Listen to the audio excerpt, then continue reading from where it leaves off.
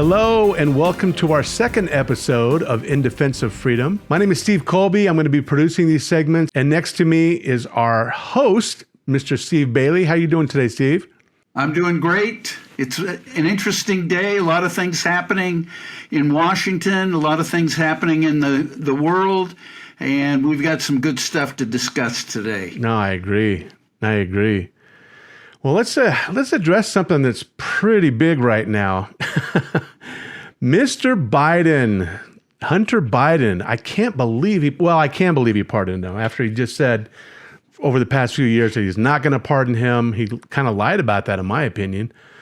But I mean, over 50 years of being in politics, this guy, our president, has consistently lied and misrepresented himself to the American people. Right.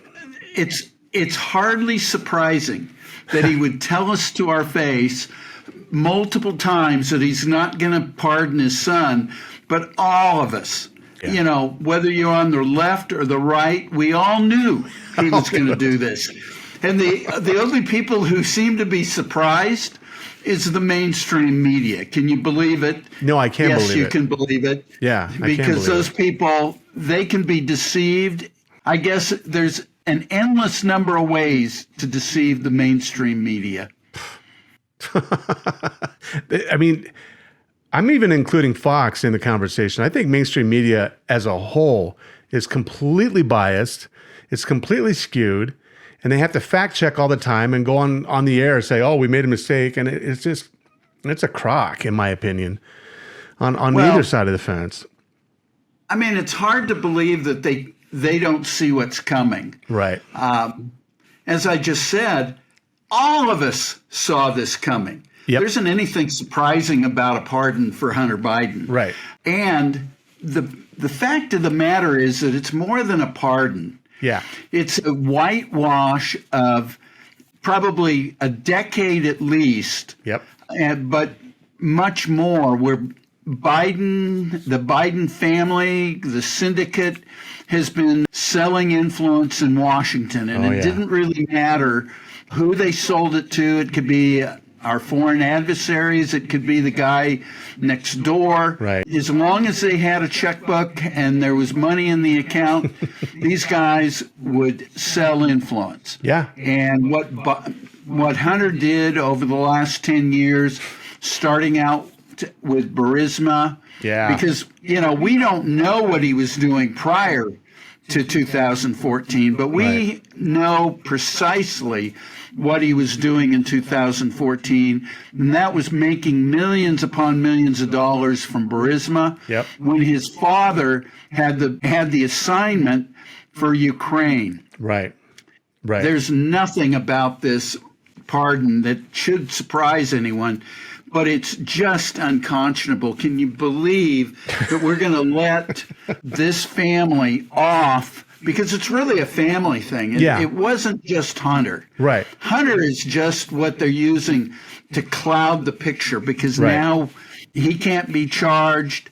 Joe's too senile to be able to stand trial. Yep. I'm waiting, for James Biden to be granted a pardon next, because he would be the last one available that could be charged for the crimes that the Biden crime family has engaged in over the last many, many years. Oh, yeah. Oh, gosh, yeah.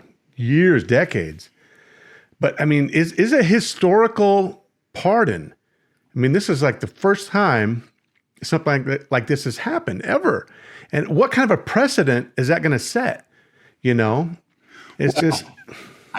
From my perspective, I mean, the president has the power to pardon. Right. And he has the power to pardon in this fashion, giving this blanket to protect someone. Right.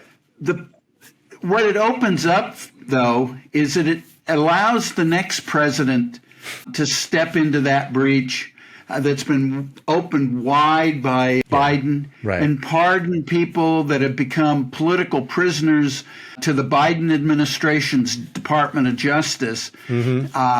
the January 6th defendants.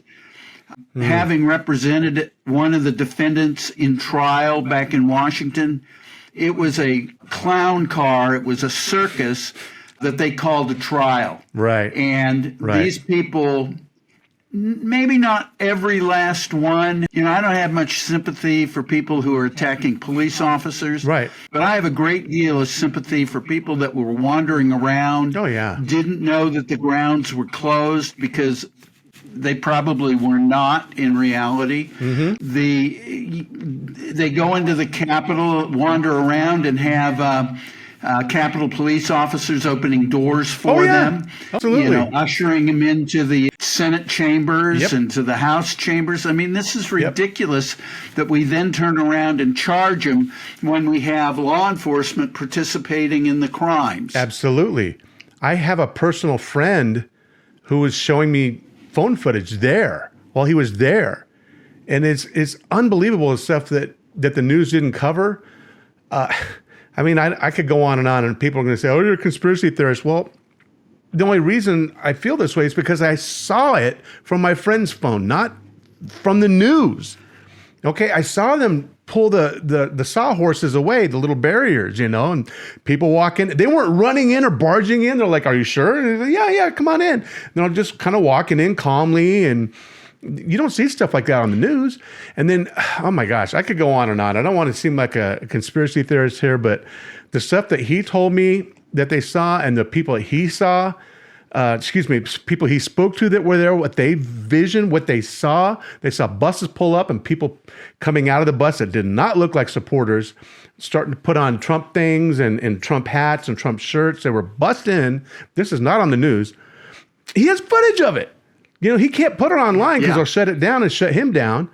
Oh my gosh. And then these people are all cussing, and the Trump people weren't cussing. They're praying and, singing Christian songs. These guys are, cussing on camera. Yeah, blah, blah, blah, and F this and F that. And, and they were clearly out of the perspective of people that were there to support Trump. They were, from what I saw, again, I'm not trying to be a conspiracy theorist, but a lot of this was a setup, in my opinion. And even Pelosi admitted that, I don't know. I could go on and on about J6. How do you feel about it as an attorney?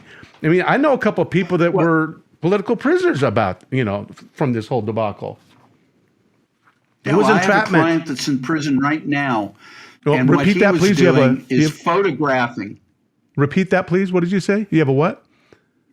I have a client that is in prison right now, and all his offense was, if you boiled it all down, was photographing what other people were doing on the Capitol grounds. He never went into the Capitol. He left when he got up to the West Terrace, walked away from it, and yet he was sentenced to 30 months in prison for doing that. Oh my gosh. It's ridiculous. I watched hundreds of hours of footage from inside the Capitol. Yep. I watched a lot of that too. I'm not kidding when I say I saw with my own eyes Capitol Police ushering people through doors into the Senate chambers. It's all on the closed circuit TV, none of which has been shown to the public. Right. Or very little of which has been shown to the public. Very little. Mm-hmm. You know why? Because the Justice Department made us all sign non-disclosure agreements before we could get access to discovery that our clients needed to prepare for trial. This was a travesty. The jury pool in Washington was ridiculous. They were, they were going to convict these people regardless of what the actual evidence showed.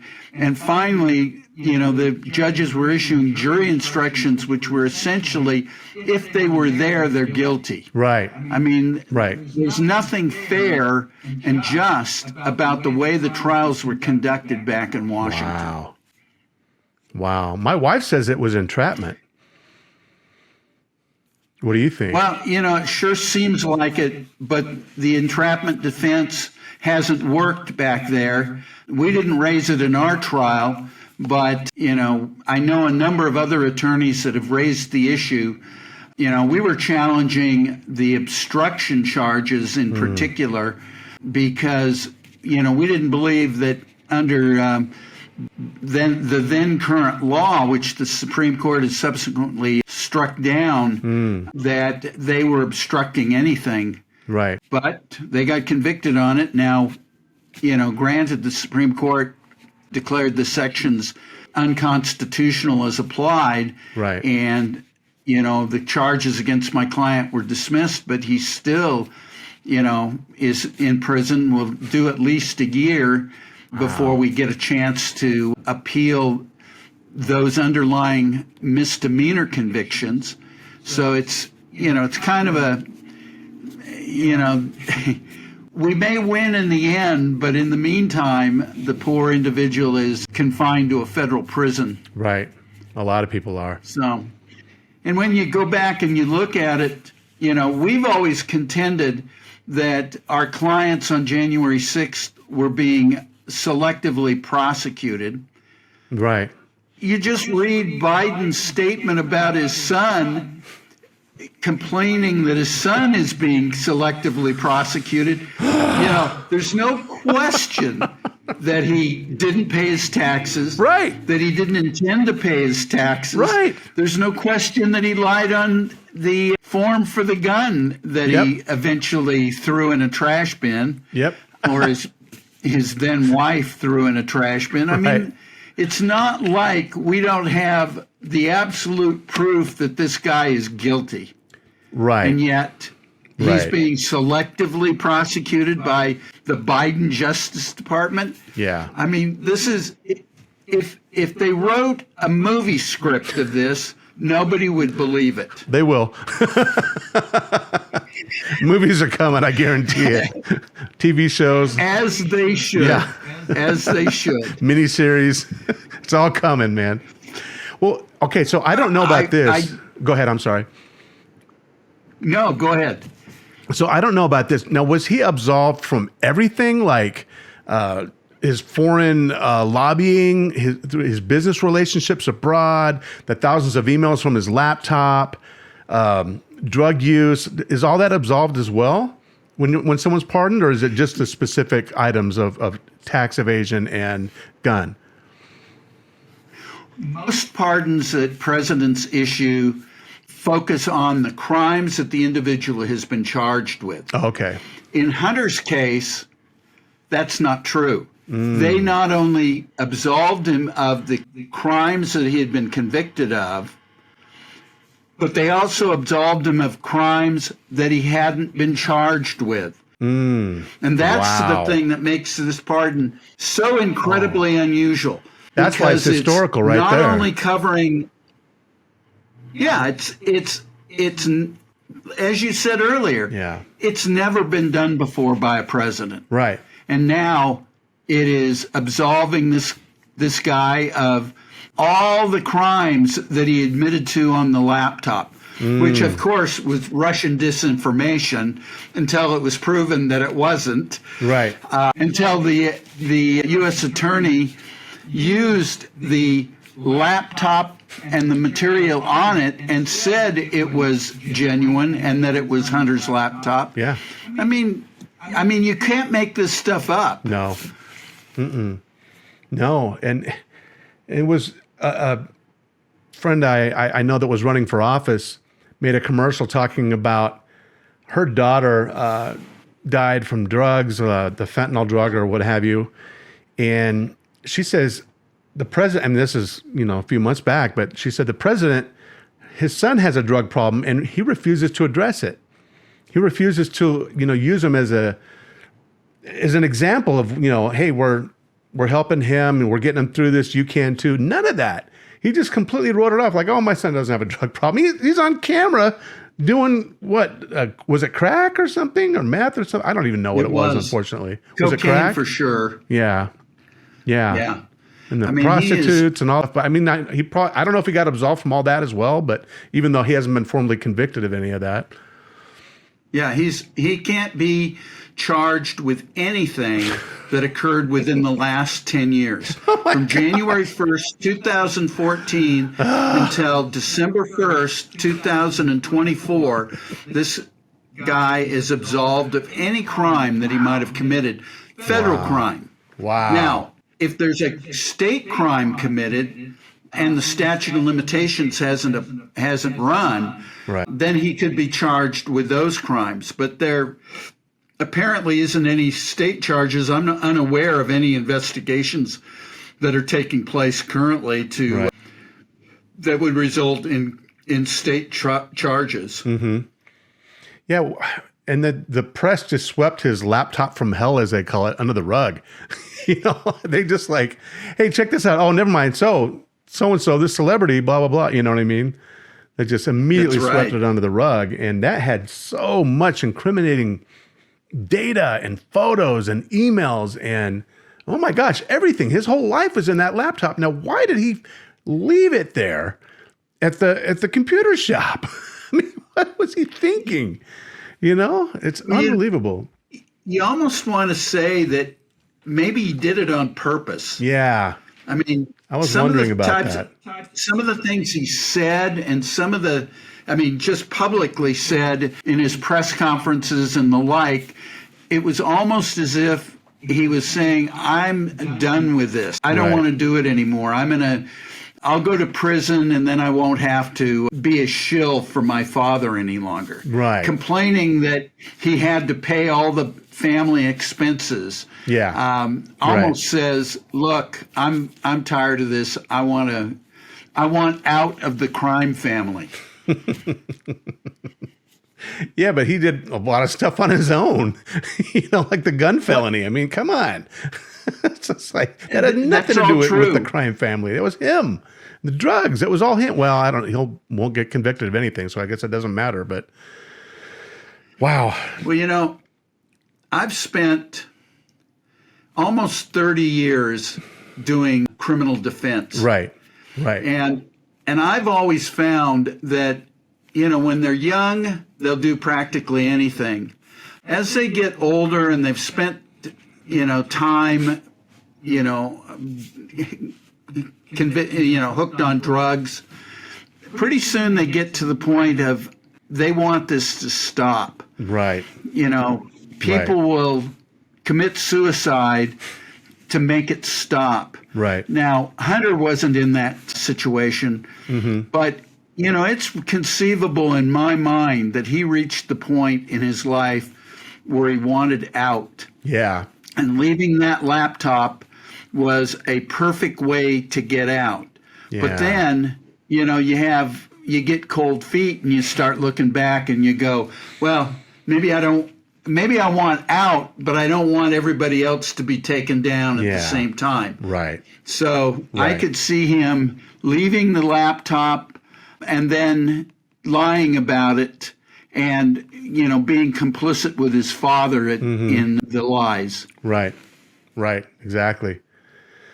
Oh, man. Yeah. Unprecedented.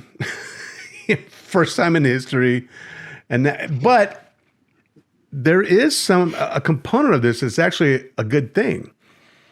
Because now that he's done this, President Biden has opened up the floodgates. Okay. Now think about who else can be pardoned now, on our side, Yeah.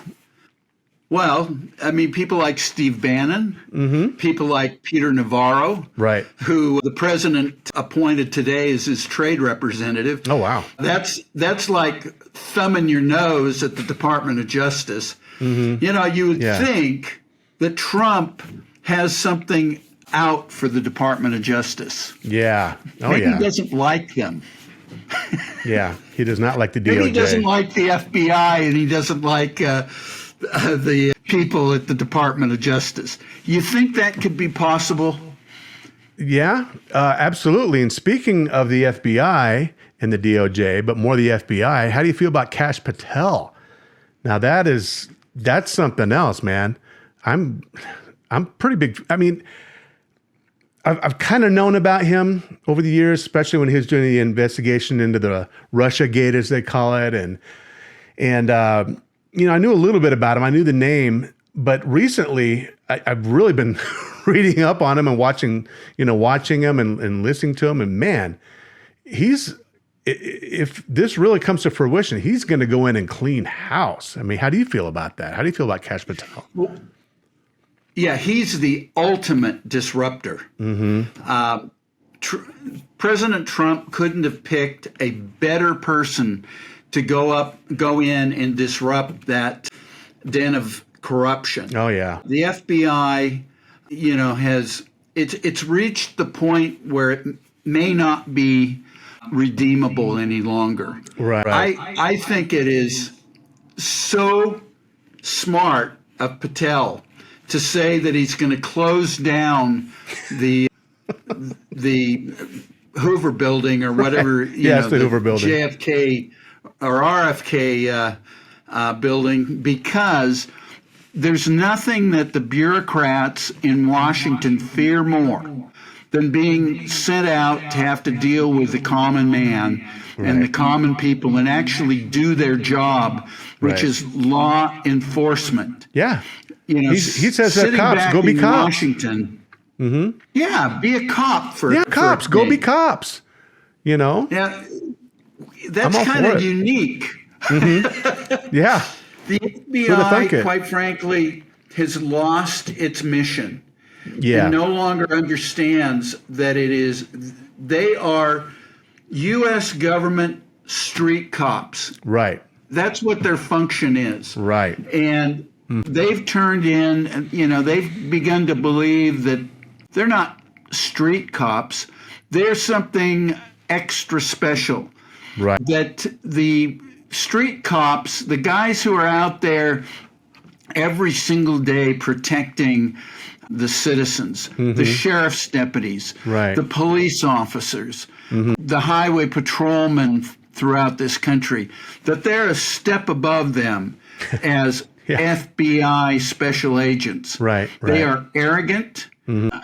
Firsthand, I've seen the FBI's agents and how arrogant they can be and how condescending they are to just the common man. And it's time that a message be sent to them.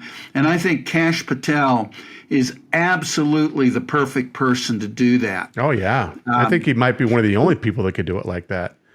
Yeah.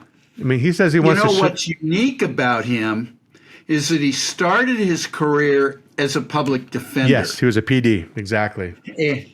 And to now have a public defender, I mean, I'll tell you one thing you learn when you're in criminal defense. There are all kinds of people, smart people, dumb people, people who are manipulative, narcissists. You get a cross-section of people. So quite frankly, you've seen them all. Yeah. After 10 or 20 years of defending people. And as my career has been everything from simple trespass all the way up to death penalty. Yeah. So I've seen, some people who've frankly done stupid things to get them in front of a court, and people who have done heinous things to get in front of a court. Right. I've heard every excuse there is, as Kash has also. Right. And so, I have a great respect for, the gumshoe law enforcement. Right. And we need the FBI to get back to that point. And I think Kash Patel, that's where he's going to take them.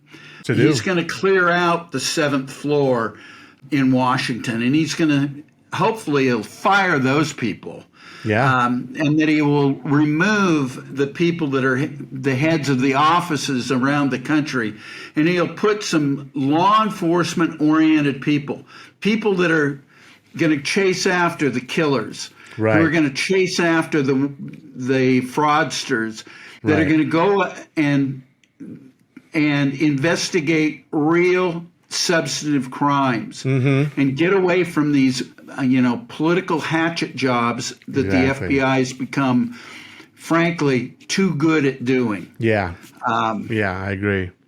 And, we can get them back to where they were supposed to be. We don't need them doing what they've been doing to the average citizen over the Right. last 4 years. Actually, the last decade, because this all started back in the Obama administration. Oh yeah, I mean that's when he was. And- he had his dream job back then in 2013. He was working for national security issues, and he was a senior advisor to Devin Nunes when Trump came in. And he was chairman of the House Intelligence during the Russian collusion, and he helped expose, the Russiagate lies and whatnot. But he's pretty well versed with the DOJ and the FBI. He is, and that's why they are so frightened of this guy. Yeah. I mean, it's like stuck pigs. And they're just crying and crying and crying about having people that understand these agencies coming in and taking hold of them. They want somebody that is a fellow traveler to come in, and Right. they don't have it in Kash Patel. Right. Yeah, he wants to abolish all that. He Yeah. says he wants to. I think ultimately what's going to happen is we're going to get some people back in there in leadership positions in the FBI over the next 4 years. Yeah. Who are going to have a focus on protecting individuals' constitutional rights, Right. and protecting the average citizen. Right. So lawbreakers ought to be fearful. Yeah, absolutely. The average citizen should not have to fear law enforcement. Exactly. Yeah, I mean, he was talking about, if I wasn't, I mean, this is months ago, and he had no idea. Said if I was in charge of the FBI on day one, I would shut down the J. Edgar Hoover building and turn it into a museum of the deep state. Yeah. And, I'm sure that when he said that, he was trying to be funny. And it is funny. He was funny, but I'll he tell was you, halfway serious. the bureaucrats are taking it not halfway serious. They are in an absolute state of panic. Yeah. And, shutting it down and sending them out to the field, like I said, there's nothing they fear more than actually having to go to work. Right. Well, my stepdad taught me something a long time ago that I've always kind of held true, is cops are just people. And there's good people and there's bad people. So there's a lot of really benevolent, good people working for the FBI. There's agents, there's, all levels. They're cops, basically. They're just federal cops. You're going to get good ones, you're going to get bad ones. And so I don't think they're going to be trembling in their boots as much if they're, dotting their I's and crossing their T's all the way. All the good benevolent people that are there to help and to, I don't know, but by and large, you're right. They're freaking out. Well, if we can get them back to doing the work that we hired them to do. Right. In the case that we had in Washington, they had taken agents out of their assignment to go investigate the January 6th defendants. Assignments like counterintelligence, chasing after spies. Right. And during the course of the case, now, mind you, my client came from Southern California. So out of the FBI's field office in Los Angeles, they had removed and reassigned agents from the counterintelligence unit in Los Angeles. Wow. Lo and behold, over the course of the period of time that we're litigating these J6 cases, there are Chinese spies that are being arrested. Wow. There are people, all kinds of espionage activities taking place. Didn't we hire these guys to go out and, do counter espionage? Right. And yet they're off in Washington, trying to convict somebody for walking around the Capitol grounds on January 6th. Exactly. It was ridiculous. I'm going, and that's what my tax dollars are going to pay for? Please. You're right. Let's get back to what we hired these guys for. And that's where Kash comes in and becomes so critically important.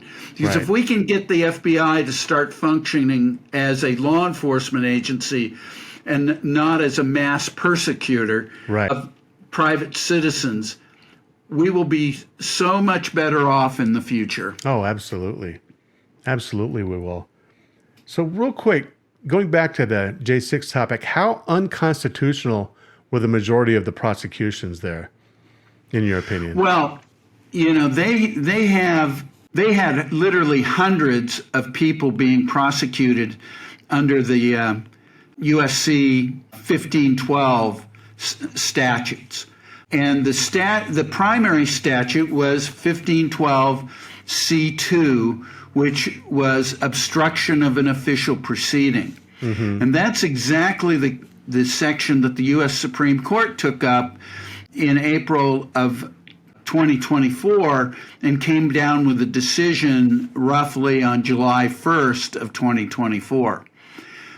What was so irritating about having our clients charged with that is that those of us that were defending these defendants realized from the very beginning that 1512 C2 was never written in such a way to apply to obstruction of the vote count in Congress. What it had been written for originally was to deal with counting agencies who were taking documents that had been prepared and then destroying them. And there was a loophole within federal law. If I were charging you with 1512 C2 and you had personally been in there shredding documents, you could be charged with that, and it was a legitimate charge. But if you had instructed a third party to destroy those records, you couldn't be charged. The third party wouldn't be charged, and you wouldn't be charged. And so Congress went back to clean that statute up, and that's what 1512 C2 was designed to do. Right. And that's what the Supreme Court said, and that's what all our motions said that we filed during the course of the case. And we couldn't get the district court judges to stand up, except for one who stood up and created a controversy by dismissing the charge, and that is what ended up going up to the Supreme Court and having the Supreme Court clarify the statute and declare it unconstitutional as it was being applied. Wow. So, that was the felony charges that were against my client, and ultimately they've been dismissed now. Good. And the two misdemeanors that he was ultimately charged with also are now up on appeal. We'll see where those go. I don't, quite frankly, think walking around the grounds of the Capitol constitutes, essentially a misdemeanor felony or misdemeanor disturbing the peace. But I hope not. That's what they've been convicted of. Yeah. Yeah. Do you think Trump is going to pardon all of them immediately? My gut feeling is he's not going to go do a blanket pardon. Okay. He's not a Joe Biden. But I think he's going to look at the individual cases, and those individuals who really did nothing, didn't engage with law enforcement, didn't pepper spray them or do any of those types of things. I think he's going to give those individuals a pardon. Right. But I think it's going to have to go through the traditional pardon procedure, which is each defendant is going to have to make a case before the pardon office and then the president for the pardon. Right. And that's going to take a while. I mean, Trump could be dealing with these for the next 4 years. Wow. There's so many prosecutions. Wow. Jeez. Well, maybe he'll elect a team or something. Well, they have a team in the Department of Justice. Hopefully they will clear that office out and put some people in that are willing to consider the pardons. Right. I mean, I think the president's going to make it clear that he wants those people recommendations for a pardon for those people who weren't engaged in criminal acts against law enforcement. Right. Exactly. Let's take a moment and talk about the CCRF real quick. If somebody was interested in donating, isn't it pretty easy to just go to our website and donate? Yeah, you just go to cacrf.org, and then there's a donation button down at the bottom. You can support the foundation's work. You can also look on that website. It pretty well explains what the foundation's been doing, what our focuses are, and you can also contact the foundation through the website.